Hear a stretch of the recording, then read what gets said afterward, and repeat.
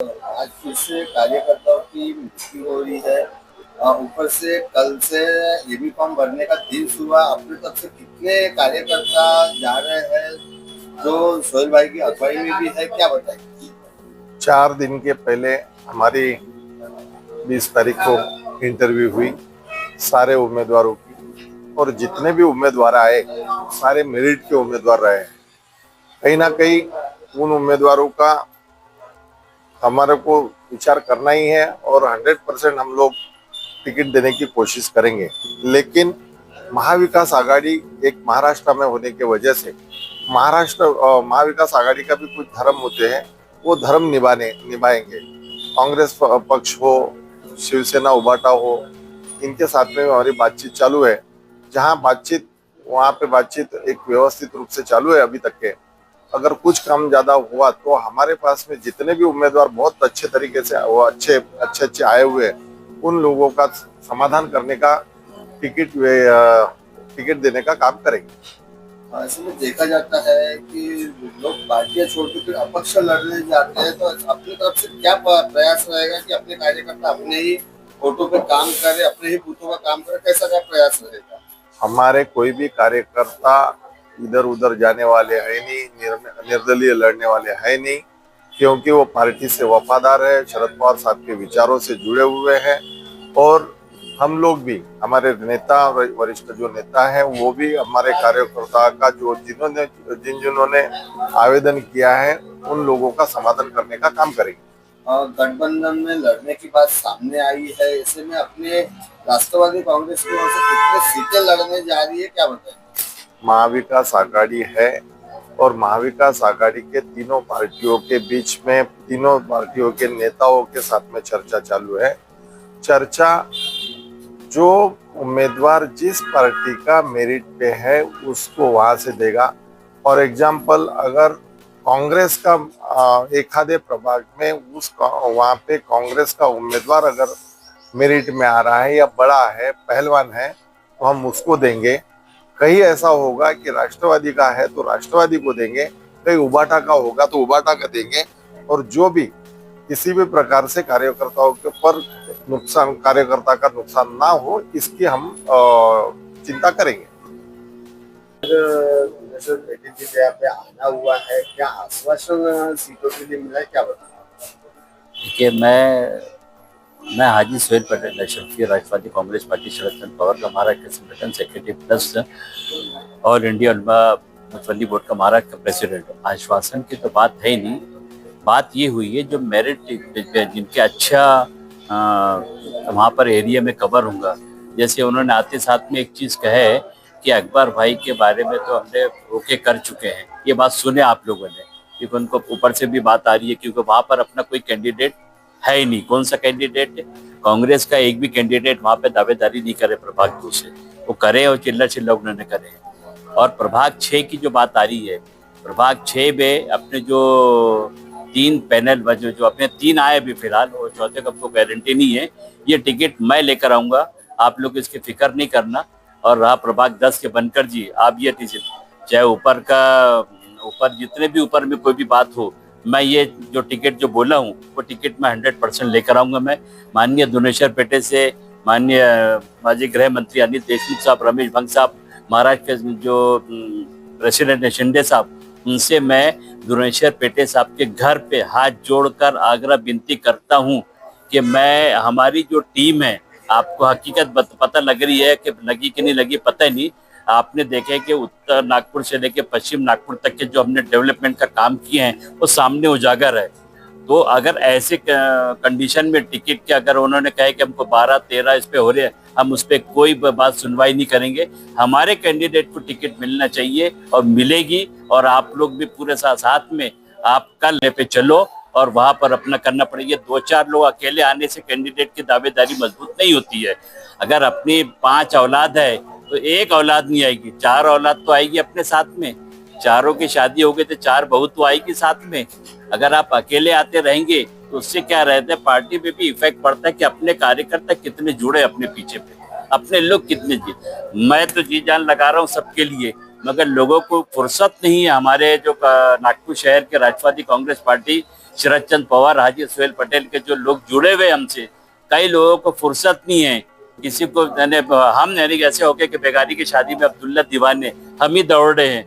जैसे जफर कुरैशी है, जावेद है, शामी सिद्दीकी है, एजाज मलिक है, आसमा है, बनकर मैडम है, दोटे है, अपना कमाल भाई है और अपना अकबर भाई है। ऐसे काफी लोग, हर किस्म के लोग आगे बढ़ के, ये तो बस हमारा हल्का था। आज हमने इनसे फाइनल इसीलिए बात करने आए थे क्योंकि मुझे कल के रात में जब मेरी बात गुफ्तगू चल रही थी लोगों से, तो विकास ठाकरे से भी मेरी गुफ्तगू हुई है। प्रभाग 6 में अपना कैंडिडेट तो कंफर्म रहेगा एजाज मलिक, चाहे पार्टी टिकट दे या ना दे, मगर हम लड़ने की तैयारी में पूरी और जिता के लाएंगे। और हम पूरा समर्थन शरद चंद्र पवार को जो ग्रुप उनको करेंगे। क्यों कि माननीय शरद चंद्र पवार के जो विचारधाराएं हैं उस पर हम अमल करने के लिए इलेक्शन में उतरे हैं। दलाली करने के लिए नहीं उतरे हम लोग, ना सेटलमेंट करने के लिए उतरे हम लोग। आपके पार्टी में कई लोग कर रहे हैं, कोई आप में जा रहा फॉर्म भर रहा है, कोई एमआई में फॉर्म भर रहा है, कोई बीएसपी का फॉर्म भर रहा है, कोई समाजवादी का फॉर्म भर रहा है। हम वैसे लोग नहीं हैं। हमारी जो टीम है वर्क करके दिखाएगी। और बड़ी बात तो नहीं करते, चाहे दुनेश्वर पेटे साहब का उत्तर पूर्व नागपुर का इलाका भी होगा, तो यहाँ भी हमारे जो रिश्तेदार जान पहचान रहते हैं, तो आपके चैनल के माध्यम से उनको ये देंगे कि दुनेश्वर पेटे को भी जिता के लेकर आओ। ये बात उन्होंने बहुत अच्छी कही है दुनेश्वर पेटे ने कि अपना एक कारपोरेटर है, एक ही है, तो आज अपने को 11 करना पड़ेगा। उसके लिए मेहनत वैसी करनी पड़ेगी। अब अपन क्या रहते हैं कि बस फॉर्म भर दिए तो समझते हैं कि हम एक दिन के नायक के पिक्चर, जो पिक्चर है ना, टाइपराइटर लेके उल्टे कॉर्पोरेशन कौन सा अधिकारी ने काम नहीं किया उसको सस्पेंड, उसको लेटर ऐसा देना समझते हैं। तो वैसे नहीं करना है, मेहनत करना है, जी जान लगा दो। कोई आचार संहिता का उल्लंघन की बात नहीं आ रही है। आपके चैनल के माध्यम से नागपुर शहर के अपने साथ में जो जुड़े हुए सभी लोगों को मैं हाथ जोड़कर विनती करता हूं कि तुम अब मैदान में आ जाओ। मैदान में आएंगे तो तब हकीकत पता लगेगी। क्यों?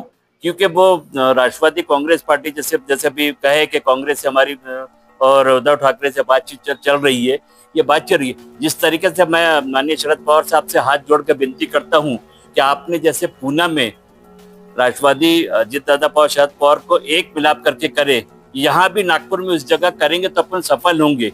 अन्यथा बस वही रहेंगे कि तू उसके वो आखिरी में वही रहेंगे, वो उधर भग रहा है, वो उधर भग रहा है। ऐसे तो हमारी टीम तो होने नहीं देगी।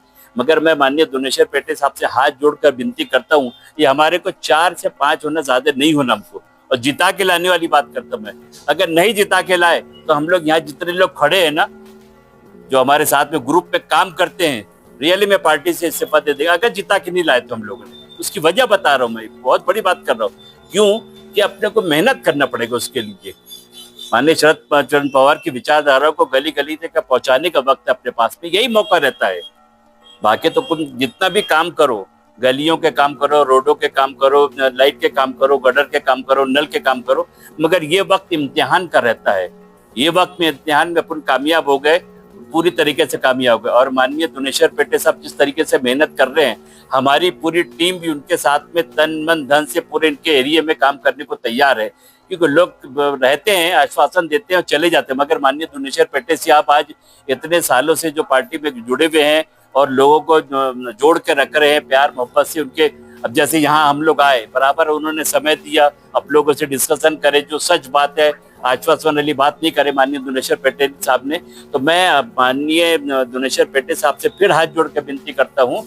और माननीय गृह मंत्री, माजी गृह मंत्री अनिल देशमुख साहब, रमेश भंग साहब, इन लोगों से कि हमारी बात को सुने।